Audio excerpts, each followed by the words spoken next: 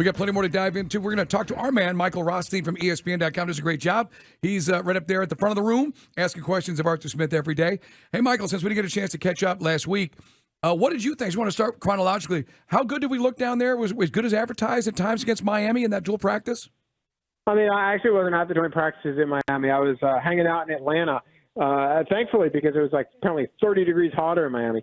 But listen, what we saw during that game on Friday night was very simply like an idea of what this defense is going to be. Like, I'm not taking much from the offense in terms of performance, because, their third-string quarterback was the one running the show, but also offensively, they're not going to show anything.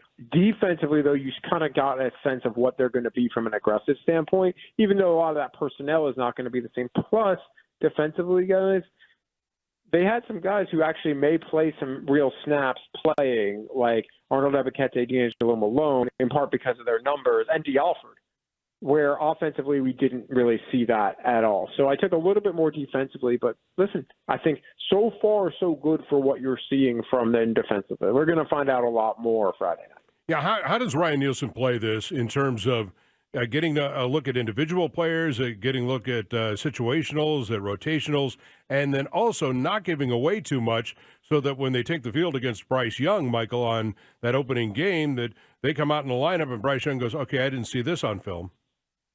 Well, yeah, every team's going to do something similar, which is kind of run their base, maybe possibly run an exotic here or there just if there's something they want to test, or could put something out there because they know they want to fool Bryce Young in week one, so they're going to run one thing that they know they're not going to run in week one. Like, there's some gamesmanship there that could happen. I would not anticipate a ton in terms of what they do that would be out there that would be kind of game plan specific to anything. They're going to run this pretty straight because they want to kind of get the starters' feet wet. They want to get a sense, like you said, of rotations. Calais Campbell talked today, and he actually described how they're going to rotate the defensive line, not only Friday necessarily, but in general this season, almost like the way he was describing it, I asked him, was like kind of like hockey lines. And he said, yeah, kind of like hockey lines, because if you remember, Calais Campbell had said he wants to play about 60% of the snaps. And then today I was like, well, with what you've seen, is that number dropped? And he's like, actually, it'd probably be a little bit more around 50. But then if you take certain situations into play, it might be a little bit closer to 60%. So that should tell you how much confidence Calais Campbell has in their defensive front right now. I just don't think we're going to see a ton where it's like, oh, wow, we're going to be able to tell this out of their defense. No, we'll know that like by week 3 or week 4. By the time they go to London, we'll have a really good sense of what this team is going to be. Michael Rothstein, ESPN, covers the Falcons on Dukes and Bell with John Fricke today for Carl, with Mike Bell as well. I want to stay on the defense for another question because you're talking about it right now. We know that Dean Pease did a fabulous job with limited talent, and one of the reasons that we were all kind of barking about, 21 sacks last year, about the fact that he blitz, but he couldn't really blitz because he didn't have the back-end talent to support a blitz because he was going to, open himself up to getting beat downfield here. Is this team going to be more aggressive in the blitz package, or is Ryan Nielsen, do you think, Michael, if you have to guess, going to be, hey, let's line them up and we got the guys to just win one-on-one battles? Might be a little bit of both. It kind of remains to be seen. At this point, here's the thing with Dean Pease the last 2 years, right? Not only did they not necessarily have the back-end talent, and the back-end talent they had was young, I would argue, other than Grady Jarrett, they didn't necessarily have the front-end talent either. So if you don't have the guys who can get there, and you don't have the secondary that can cover, well, you can't send pressure because you're going to get eaten up all day long, and that happened a lot, as we all saw. Their front end is a lot better. Their back end is a lot better. We'll see what happens at that number 2 corner spot. Jeff Okudah is expected to be back at some point, it sounds like, early in the regular season. Trey Flowers has been all right in his place. D'Alford, I think, is going to be good as their nickel, and then obviously we all know what A.J. Terrell can do. So there's some real talent there defensively now that, honestly, just based off of personnel and scheme differential, they should be a lot more aggressive and get to the quarterback more. Now, does that result in sacks or throwaways or pressures and disrupt? Ryan Nielsen talked yesterday and talked about disrupted passes, and that's something that they care about. what that looks like in terms of numbers, that I think remains to be seen. But I would anticipate this is going to be a much more aggressive and, frankly, probably much more productive unit than anything we've seen under Arthur Smith so far. Right on. Michael Rothstein from ESPN with us here on the waitfor.com hotline. Yeah, that's what we want to see. I mean, watching it, albeit a preseason game with the backups, turnovers and sacks, that's foreign territory for a lot of Falcon fans. What about the offensive line? Great job by Ryan Nuzeel. I know that they've played kind of lip service, Michael, with the depth chart to the guys that have been here longer, but there's no way Matthew Bergeron isn't starting week one at left guard, is there? Listen, as every day goes by that Matt Hennessy does not come back, more and more it looks like Matthew Bergeron's going to be that guy. Now, let's see if Matt Hennessy pops back next week and how they handle that. But every indication I've seen is that it's going to be Matthew Bergeron. Now, we'll see how – we haven't seen him in a preseason game. Let's see how he looks Friday night. But they're building chemistry here. He's got a good test in front of him every day when you're talking about David Oni. So, wow, sorry. Well, it's training camp. That's how you know that a short guy. I can't pronounce names. Right. Brady Jarrett, David Onimiyata. Wow, I butchered that. I apologize. Calais Campbell. Like, the fact that he has to go against some of these guys every day in practice, that really is accelerating his progress and accelerating his development. And that was something that wasn't necessarily happening as much while Hennessy was around. And that could be you never want to see a guy get hurt, but that could be a good byproduct for Matthew Bergeron. At this point, if you ask me who I think will start week one at left guard, I think it will be Matthew Bergeron. But again, I want to see if Matt Hennessy is able to get back and what that looks like before, and frankly, what Bergeron looks like Friday night before I would say, you know what, I feel really, really, really like 99.9% on that. If you ask me a percentage, I would say probably like 80. Okay. Right now. All right, I want to go to the running backs here. How long before CP84 do you think there's a chance he's ready for the Carolina game? And if not, how much time do you give to Igwe and to Washington to kind of fight out for that number 3 spot if you're going to carry 3 into the opener? Well, listen, they're going to have to carry 3 into the open. Or let me rephrase that. I would imagine they'll have 3 up in the opener. I can't see them doing that, especially how they're going to use Bijan.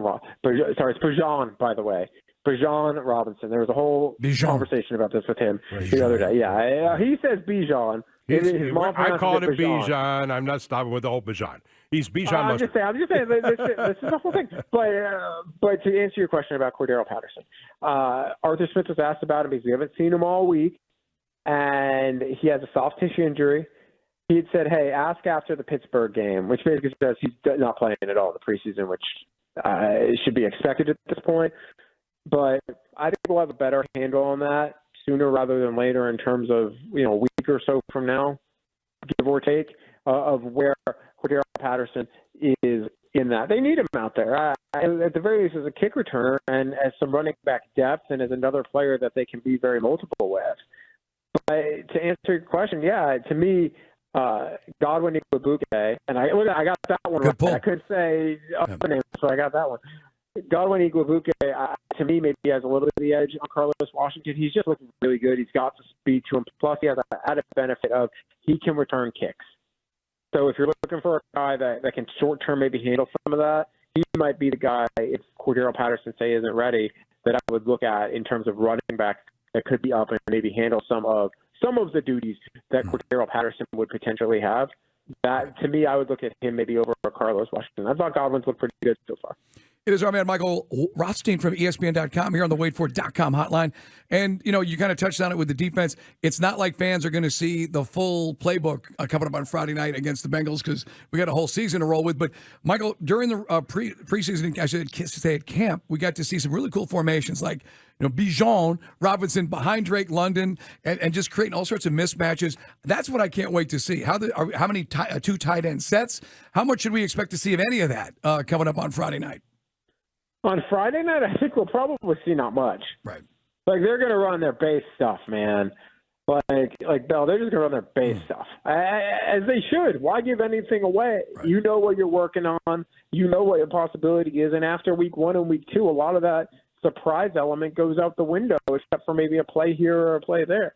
You're not going to give anything away. I anticipate them to run a lot of base. Anything that we see them run on Friday night, I feel like will be very much kind of their, not their go-to stuff, but their, kind of vanilla, bland stuff Right. as expected. I mean, everything that the players have said, everything that the coaching staff has said, and that's both publicly and then conversations I've had, is that they're going to work to get reps, work to get guys involved, work to get feet wet. You heard Desmond Ritter talking that he wouldn't mind actually getting hit once or twice just because that helps get him in the flow of things. And so they're getting good work. They'll play an X number of reps. Arthur Smith wouldn't say kind of what those reps are. My guess is it varies by the player and position group. And then they'll sit him down, and next time we probably see him is September 10th against Carolina. And then just real quick, we were talking the other day, Arthur Smith loved to say, and he said it to us a number of times last year in our interviews with him, this is not fantasy football. This is the NFL. But if it was fantasy football, how is the distribution of this football going to look? Are we going to be talking about Pitts getting back on track for a Pro Bowl, or is Pitts going to be just another dude in an offense with so many weapons? Yeah, that's a great question, and it may go week to week. And fantasy football people might get really, really annoyed by that. To me, when I look at it, and I've kind of back of the napkin masked this a little bit, and there's multiple theories on it, right? So much of it hints on how they use Bijan Robinson. If he is more used as a running back, then you're probably going to see even more targets for Kyle Pitts, Drake London. If he's used how I think he's going to be used, which is a little bit everywhere, well, that means that he's going to get some targets. To me, when you're looking at the receiving game, if you see, Pitts and London both getting, around 150, 160, so let's just for argument's sake say they throw the ball between 500 and 550 times, right? Let's just for argument's sake say that. They do that. You got 150 each, give or take, back of the napkin here, to London and a Pitts, and you get like 100 to Robinson, and then everybody else kind of gets theirs from there. And that's obviously talking about being healthy over 17 games. That's probably what you're looking at. And then I think carries, I anticipate still Tyler Algier, and I think I might be in the minority in believing this, but I believe Tyler Algier will out-carry Bijan Robinson because of how they're going to use Bijan Robinson, where it's like he'll out-touch Algier, but from a carry perspective, Tyler Algier, people are forgetting he was a 1,000-yard back as a rookie last year. It's not like he was bad. He was quite good, and they're going to continue to find ways to use him as well. Good stuff, Michael Rothstein. Read him at ESPN.com. Follow him on Twitter as well, and we'll talk to you down the road, brother, or hear him on at night. He's all over the place, man. Good job. We got plenty more to dive into. I appreciate it, guys. Anytime. Thanks, Michael. We got some NFL blitz, including what did we see last night on Hard Knocks, which, John, may bode well for the Falcons in Week 1. We'll explain all that coming up. It's Fricke in for Carl. Don't forget, you can watch us, guys. We're on Twitch, YouTube. Just be hitting 92.9 and Dukes and Bell, and check us out in color.